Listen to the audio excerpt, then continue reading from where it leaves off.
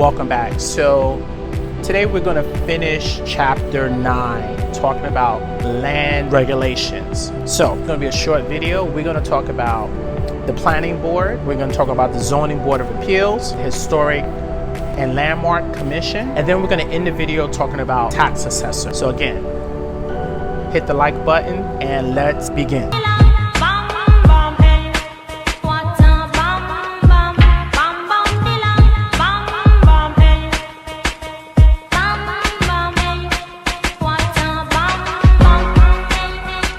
So let's talk about the planning board. A lot of you guys don't know, but my dream is to be a real estate developer. One of the things that I would have to do in order to build a building is go to the planning board. I would have to submit plans. I would have to submit architectural designs. So the planning board is the one that will see that, okay, I want to build this commercial structure. Will this commercial structure fit the requirements for the particular area that I want to build this building in? So remember we talked about the master plan, right? How you have residential, commercial, mixed use, you have all these different districts.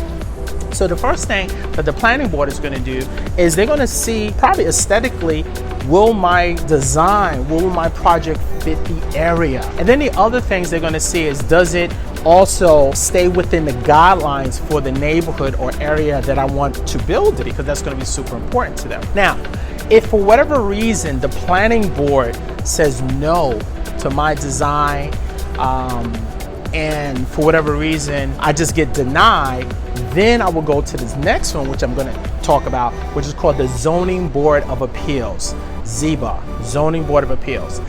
Zoning Board of Appeals, we're probably going to change the design, figure out what they need. Maybe they'll tell me something like, we want you to include affordable housing in the building. So I would include that. Maybe they will say, we also want you to have some outdoor space for the public to benefit, or make sure that you have commercial businesses at the bottom.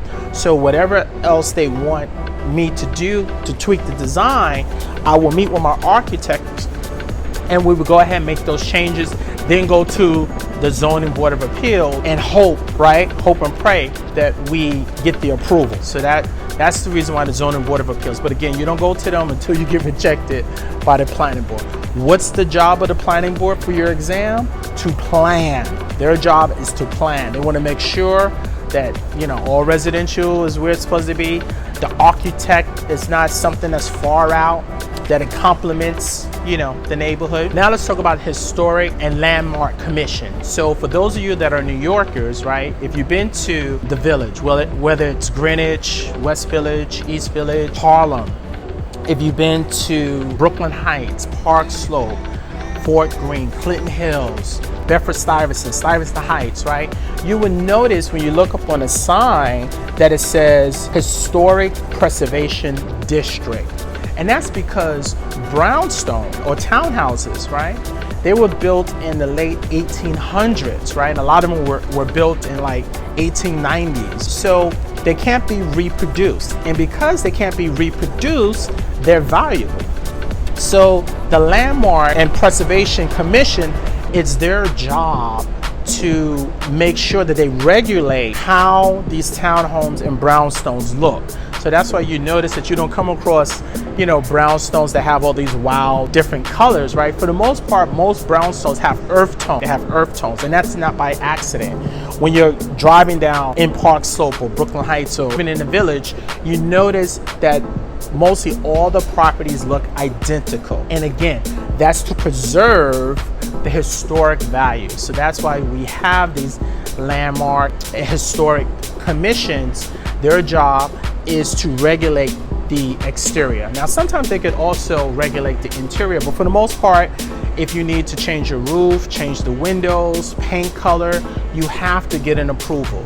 Now, when you purchase, you will have it in your deed, right? Remember, we're talking about land use regulation. You will see in your deed that in order to change the windows, change the color of the property, change the materials that's on the exterior, you have to get that approved. Now, you may be thinking to yourself, oh, I could just do whatever I want because it's my property. Yeah, okay, but they have the authority to place a fine. Now let me tell you, the Historic and Landmark Commission has more authority than even the buildings department. Let me tell you why. You can go to the buildings department, you can go ahead, you can receive a permit, right? Be allowed to move forward with your project, and the Landmark and Historic Commission can still deny you because they have more authority. They have more authority because, again, their job is to preserve the integrity, the time. And that's the reason why, even to this day, townhomes, brownstones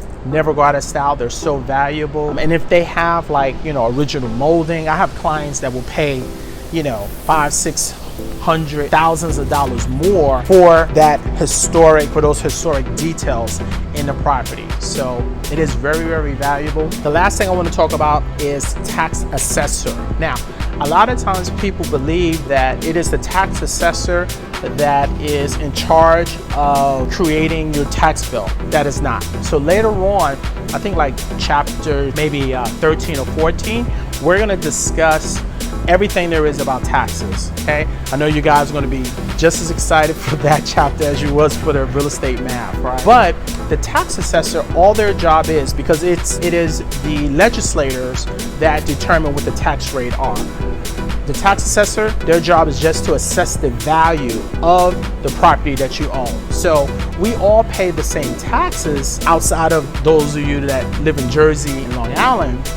All of us here in the 5 boroughs, we all pay the same taxes, provided that, of course, it's residential or commercial. All those properties are going to pay the same. The only way they're paying a different amount is because the value of the property is worth more, so you pay more taxes. But for example, the residential properties, everybody, let's say they're paying like 2.3%. All the commercial properties, right, they're all paying this uniform rate, 6%. So if one commercial building is paying more taxes than the other, it's only because the value, the assessed value, is worth more. I promise you, we're going to go even more in depth. We're going to talk all about taxes, the tax rate, and everything else. But for now, this ends chapter 9. If you have any questions, please leave it in the comments.